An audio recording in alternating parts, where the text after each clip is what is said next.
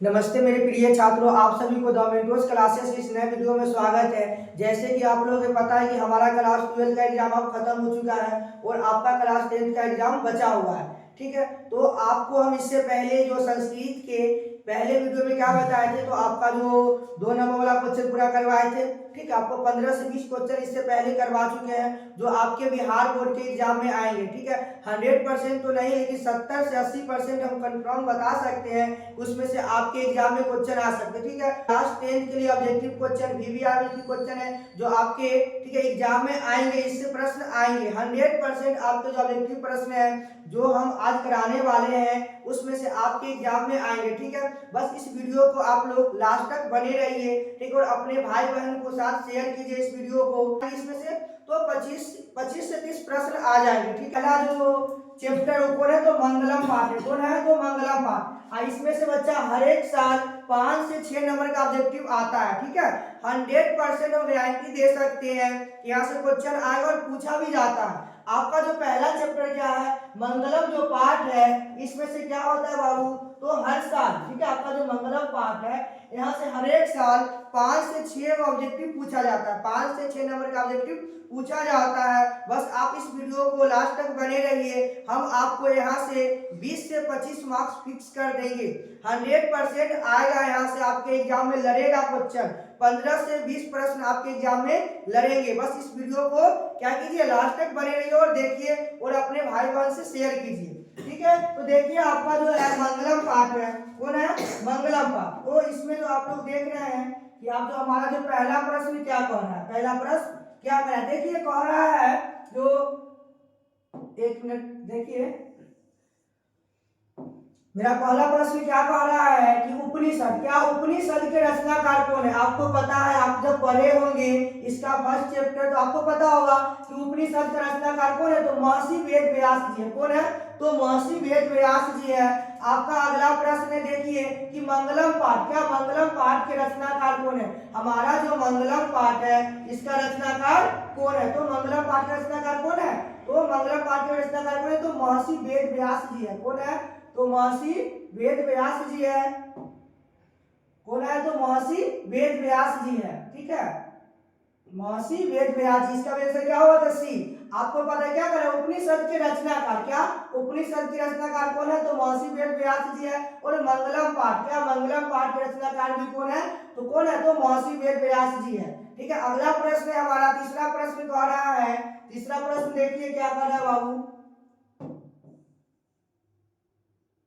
जो तीसरा प्रश्न कह रहा है, देखिए जो मंगलम पाठ, क्या मंगलम पाठ में कितने मंत्र संकलित है, तो मंगलम पाठ में कितने मंत्र संकलित है, तो हमारे 5 मंत्र क्या संकलित है।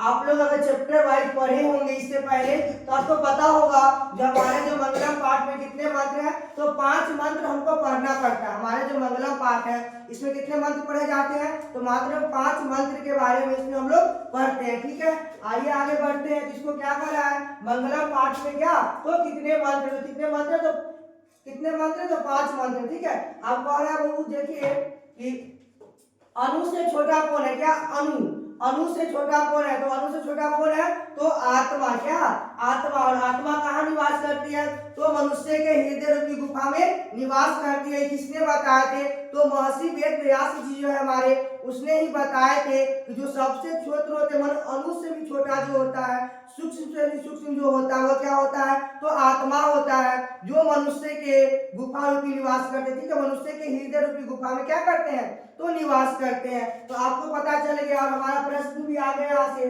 जो अणु से छोटा कौन है, क्या अणु से छोटा कौन है, जो आत्मा है, जो क्या करते हैं हमारे अंदर ही निवास करते हैं। आपका अगला प्रश्न है, अगला प्रश्न देखिए,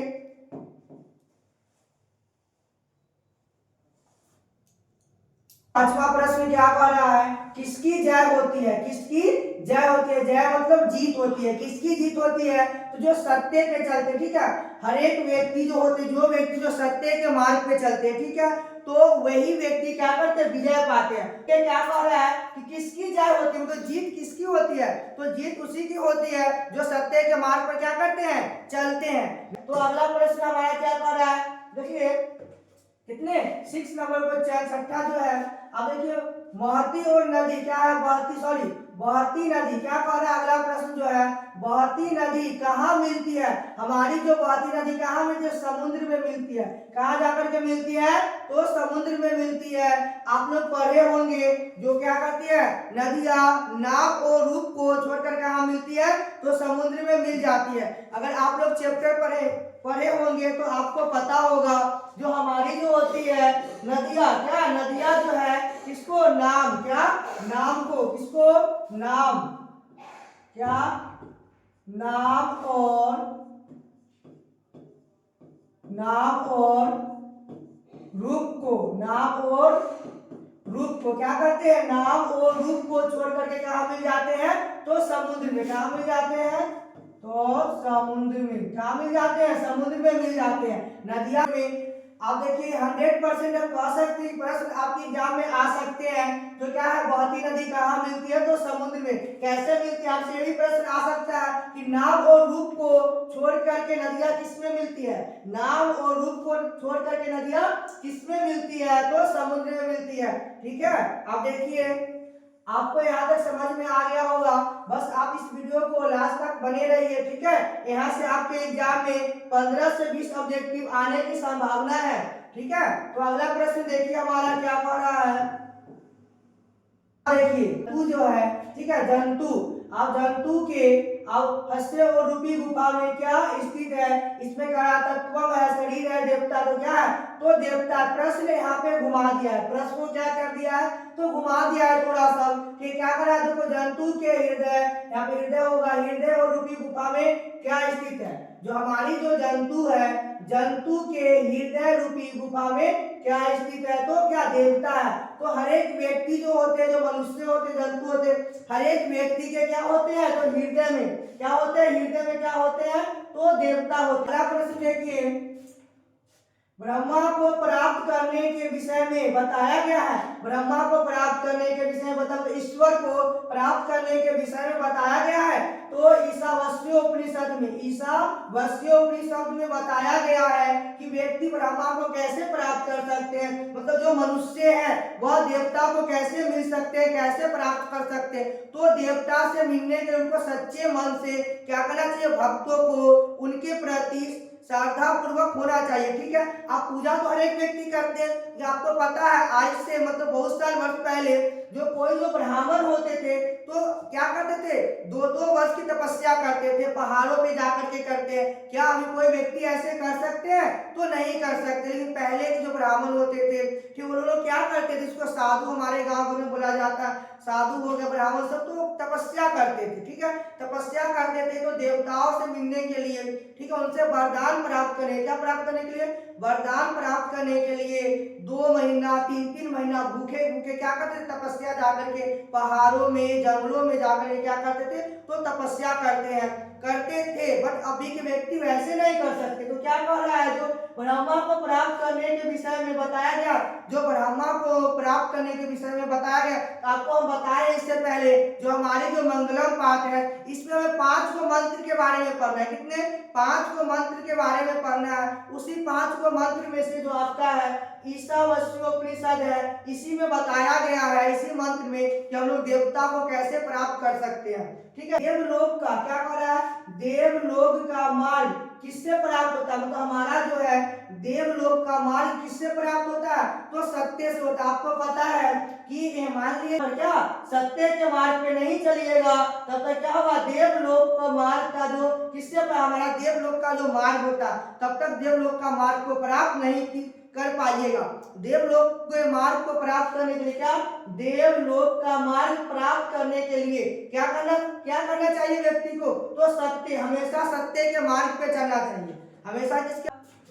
देखिए सत्य से क्या प्राप्त होता है? सत्य से क्या प्राप्त होता है? देवलोक प्राप्त होता है। जो व्यक्ति सत्य के मार्ग पे चलते हैं, जो व्यक्ति क्या करते हैं? हमेशा सत्य के मार्ग पे चलते हैं, वही व्यक्ति क्या करते हैं? तो देवलोक में क्या उनको क्या कर रहा है? तो देवलोक को सत्य से क्या प्राप्त होता है? सत्य से क्या प्राप्त? देवलोक प्राप्त होते हैं। क्या प्राप्त होते हैं? देवलोक प्राप्त होते हैं जो व्यक्ति सत्य के मार्ग पे चलते हैं।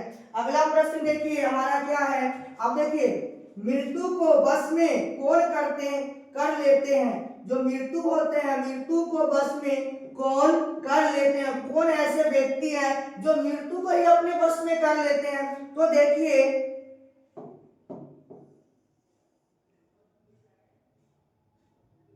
प्रश्न क्या कह रहा है कि मृत्यु को बस में कौन कर लेते हैं, कौन ऐसे महान व्यक्ति होते हैं जो मृत्यु को ही बस में कर लेते हैं। तो क्या कौन करा, विद्वान, जो विद्वान व्यक्ति होते हैं वह मृत्यु को क्या कर देते हैं, अपने बस में कर लेते हैं। आप देखते होंगे कि अगला प्रश्न जो हमारा है किसकी विजय होती है। फिर वो तो क्वेश्चन को घुमा दिया है, प्रश्न को कह रहा है किसकी विजय होती है, तो जीत किसकी होगी। युद्ध तो चालू होता है, ठीक है, तो युद्ध में कोई एक ही व्यक्ति जीतते हैं, युद्ध तो छिड़ जाता है, युद्ध तो चालू होता है, चाहे कोई व्यक्ति आपके साथ आपके प्रति कुछ कर रहा है, ठीक है, तो उसमें से कोई एक ही व्यक्ति का जीत होगा। जीत होगा किसका, जो हमेशा सत्य के मार्ग पे चलेगा। क्या करेगा, सत्य के मार्ग पे चलेगा। तो आप हमेशा सत्य के मार्ग पे चलिए, आपके एग्जाम में, ठीक है। अगला प्रश्न है उपनिषद में किस महिमा का वर्णन किया गया। हमारा जो उपनिषद है इसमें किस, आप क्या कर रहे हैं, उपनिषद में किस और महिमा का वर्णन किया गया है। इसमें किया गया है परम पुरुष का। किसका किया गया, तो परम पुरुष का। अगला प्रश्न है आपका, देखिए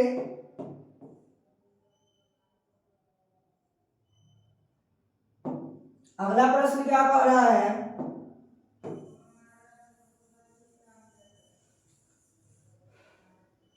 देखिए हमारा जो अगला प्रश्न है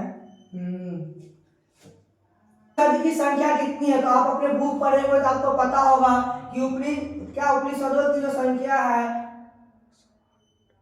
उपनिषदों की संख्या कितनी है, तो 108 है। कितने हैं, तो 108 है। आप लोग बुक पढ़े होंगे तो आपको पता होगा जो हमारी जो उपनिषदों की कुल संख्या है, कुल संख्या कितनी है, तो 108 है। कितनी है, तो 108 है, ठीक है। अगला प्रश्न हमारा आत्मा के गुण और रहस्य की किसमें व्याख्या किया गया। हमारा जो है आत्मा, क्या आत्मा, आपको पता है कि मंगलम पाठ में 5 गो मंत्र है, तो 5 मंत्र में से कौन सा मंत्र है जिसमें क्या किया गया, आत्मा के गुण का रहस्य की क्या किया है, तो रहस्य की किसमें व्याख्या किया गया। हमारा जो रहस्य है, क्या है रहस्य, देखो आत्मा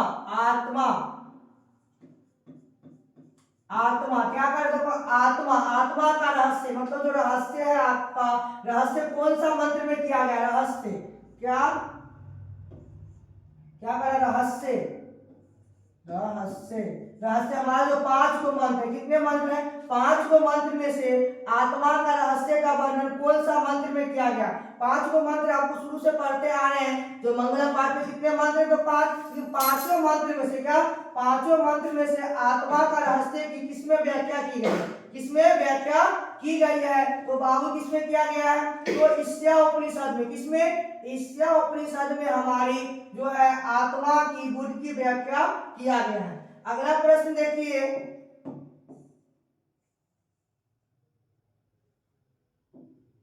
चलिए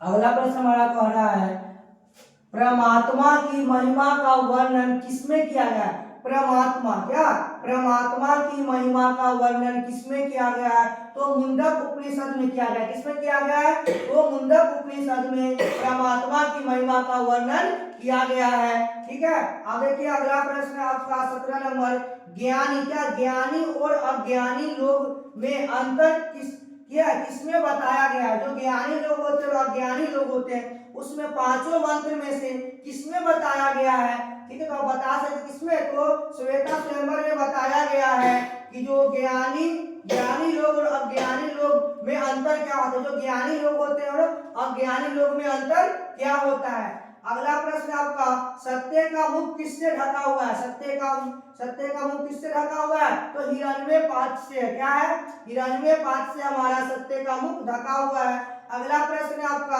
सत्य का खजाना कहाँ है। सत्य का जो खजाना है का जो कौन है, तो देवलोक में। कहाँ है, सत्य का जो खजाना है, सत्य का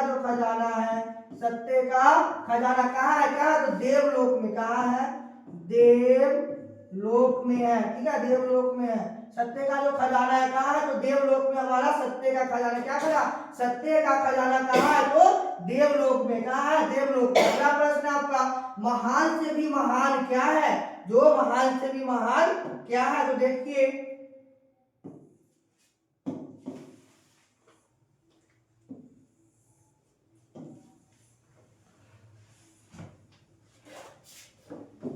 ठीक है धीरज।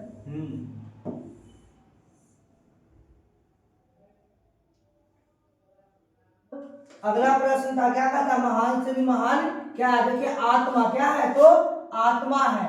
अगला प्रश्न है आपका, मंगलम पाठ कहाँ से संकलित? हमारा जो मंगलम पाठ है वह कहाँ से संकलित? सुबह से ही पढ़ करके आ रहे हैं कि हमारा मंगलम पाठ कहाँ से संकलित है? तो उपनिषद से। कहाँ से है? तो उपनिषद से। ठीक है। सत्य का मुख किस पात्र से ढका हुआ है? जो हमारा जो सत्य है, क्या है? सत्य का मुख, ठीक है, किस पात्र से ढका हुआ है? किस पात्र से ढका हुआ है? तो हिरण्य पात्र से ढका हुआ है। सत्य का जो मुख है किससे ढका हुआ है? तो हिरण्य पात्र से ढका हुआ है। अगला प्रश्न है आपका, ठीक है, वेदांतम, ठीक है, वेदाहंतम पुरुषम और महानतम विदयोत और यानाय मंत्रम किस उपनिषद से लिया गया है? किस उपनिषद से लिया गया है? किस उपनिषद से लिया गया है? तो ईशावास्य उपनिषद से। किससे? ईशावास्य उपनिषद से लिया गया है। आपका अगला प्रश्न है, अपना नाम और रूप को छोड़ करके नदियां कहाँ विलीन हो जाती है? तो आपको पहले ही पता है किसका, जो नदियां नाम और रूप करके छोड़ कहाँ मिलती है? तो समुद्र में मिलती है। नदियां जो होती है अपना नाम और रूप को छोड़ करके कहाँ मिलती है? समुद्र में मिलती है। उसी प्रकार जो महान व्यक्ति जो होते हैं, ठीक है, जिसको हम लोग साधु बोलते हैं, जोगी बाबा बोले जाता है, वो लोग क्या करते हैं कि जिस प्रकार जो होते हैं, जो नदियां नाम और रूप को छोड़ करके समुद्र में मिल जाते हैं, उसी प्रकार जो होते हैं, जिसको हम लोग साधु बोलते हैं या जोगी बाबा बोलते हैं, अपने घर परिवार अपने गांव वालों को त्याग करके क्या करते हैं? तो वह एक बाबा को जो होते हैं, बाबा को रूप लेने के बाद अपने घर परिवार अपने माता पिता सबको छोड़ करके चले जाते और वापस लौट करके घर कभी नहीं आते हैं। ठीक है। उसी प्रकार जो होता है, जो नदियां हमारा क्या करते हैं? नाम और रूप को छोड़ करके, नाम और, ठीक है, अपना नाम और रूप को छोड़ करके कहाँ मिल जाती है? तो समुद्र में मिल जाती है। अगला प्रश्न है आपका कि जो मंगलम पाठ में कितने मंत्र हैं? मंगलम पाठ में कितने मंत्र? पंचम। तो आपको पता है, इससे पहले भी आप क्या किए हैं, तो इसको देखे हैं। ठीक है।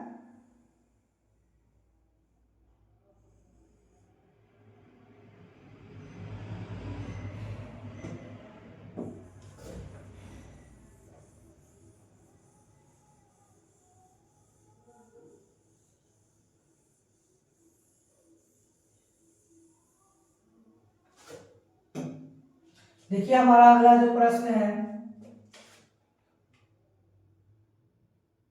सत्वे और जयते, ठीक है, निरंतमा परमा निधानमा, ठीक है, मंचे किस उपनिषद से क्या है? तो संग्रहित है। जो हमारा जो सत्यमेव है, जयते नयनतम और प्रमा और निधानतम मंच किस उपनिषद से क्या है? तो संग्रहित है। किस उपनिषद से संग्रहित है? तो कौन उपनिषद से है? तो मुंडक उपनिषदों से है।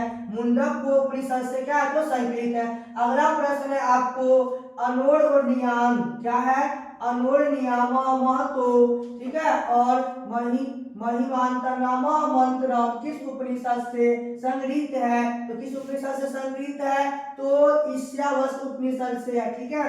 आपका अगला प्रश्न है, सूक्ष्म से क्या? सूक्ष्म से भी सूक्ष्म क्या है? तो सूक्ष्म और सूक्ष्म भी सूक्ष्म क्या है? तो हमारी आत्मा है, जो मनुष्य के हृदय रूपी गुफा में क्या करते हैं? तो निवास करते हैं। ठीक है। अगला प्रश्न है आपका,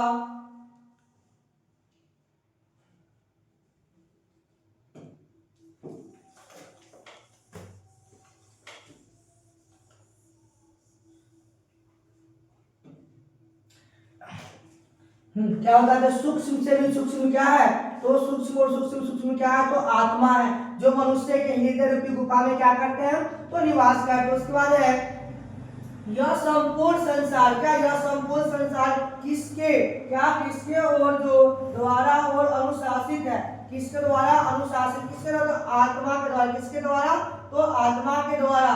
तो अगला प्रश्न है आपका किसकी विजय नहीं होती। आप देखिए किसकी विजय नहीं होती, जो असत्य की विजय नहीं होती है, विजय नहीं होती है असत्य की। जो असत्य के मार्ग पे चलते हैं उनका विजय क्या होता है, कभी नहीं होते हैं। ठीक है,